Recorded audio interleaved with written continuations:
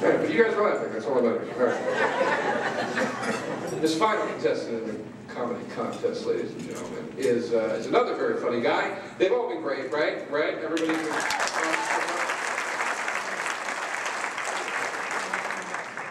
and this man is no exception.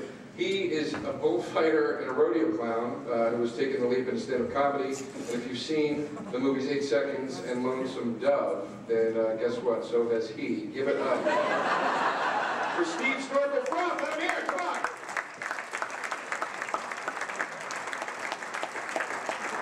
All right. Thank you, Joe.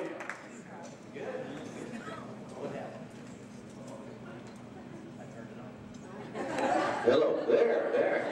You're back. Good-looking bunch of people. You feel good?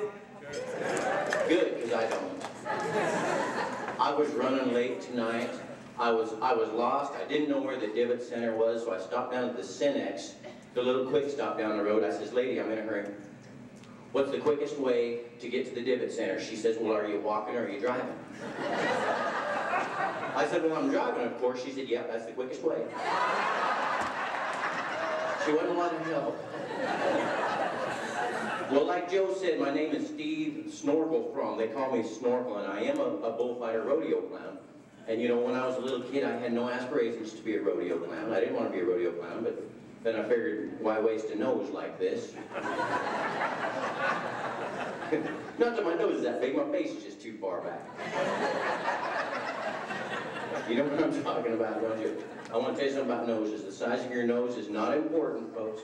It's what's in it that counts.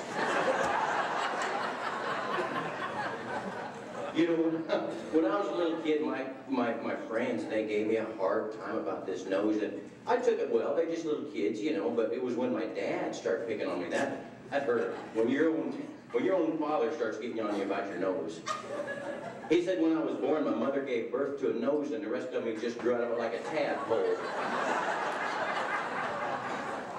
Hurt my feelings. That's how come I started on the drugs. Didn't work out. Tried smoking hash, never could get the corned beef lit. Tried sniffing glue, kept getting the tube stuck in my nose. I don't know what the big deal is about sniffing glue anyway. Just makes your boogers sticky. Ended up sniffing Desinex. It don't get you high, but I've never had an athlete's nose. You'll get that on the way home and laugh. No, I'm joking. I say that to get laughs. I don't do drugs. Never have done drugs. Don't hang around with people who do drugs. As a matter of fact, I think drugs are for people who cannot cope with alcohol. A lot of you coping tonight. That's good. How many people here tonight? Raise your hands. Wow. I thought it looked like more than that. How many people having fun? Anybody having fun? Wow. There are more people having fun here than are actually here. How's that work? How many people think it's stupid to raise your hands at a comedy club and ain't gonna do it anymore? I'm with you. As long as I'm asking questions. This has me perplexed. Maybe you can help me out with this. Why is it that when a man talks dirty to a woman, it's sexual harassment, but when a woman talks dirty to a man, it's $5.99 a minute? My phone bill can't take much more of that. Here's another question. Why is it when a cop puts on his uniform, he loses his sense of humor? Have you noticed that? Any cops here? Hope you ain't got your uniform on. I've noticed it. I was coming through North Platte, Nebraska one time, about 2 in the morning. And it was windy, and I was tired, and so I was weaving a little bit. Saturday night, I know what he thought. He pulled me over. He walks up to the pickup. He says, "You drinking?" I said, "You buying?" He didn't think it was funny. He says, "No, what I mean is your eyes are dilated. I think you've been drinking alcohol." So I said, "Well, your eyes are glazed. I think you've been eating donuts."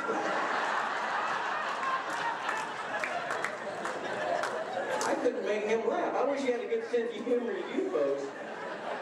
I was determined. I'm going to make this guy laugh. So I said, excuse me, officer, are you afraid of the big bad wolf? He says, no, I'm not. I said, that's funny, the other two pigs are.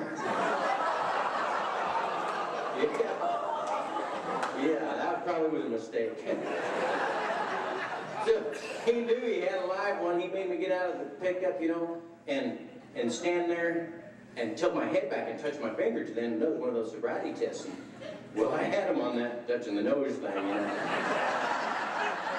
And when you got a nose this big, you can go 4 inches any direction. You're going to hit it. I breezed through that deal. He says, can you walk that white line? I says, hell, I can snort that from here.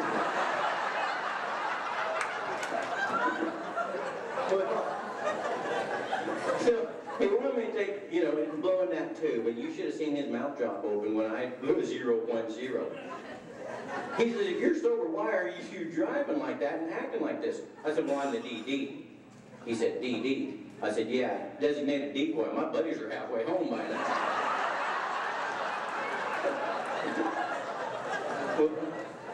He was determined to get me for something, so he took me in his car, and he was writing out a ticket for careless driving, and there was this fly buzzing around his face.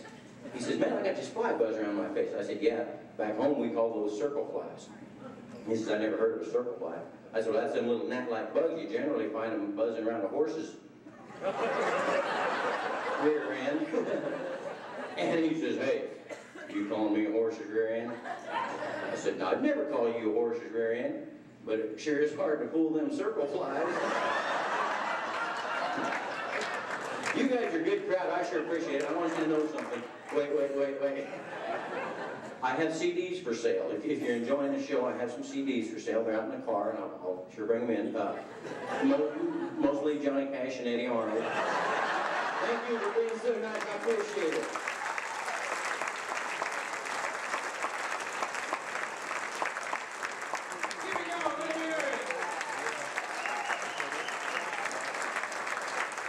And give it up for all the comics tonight.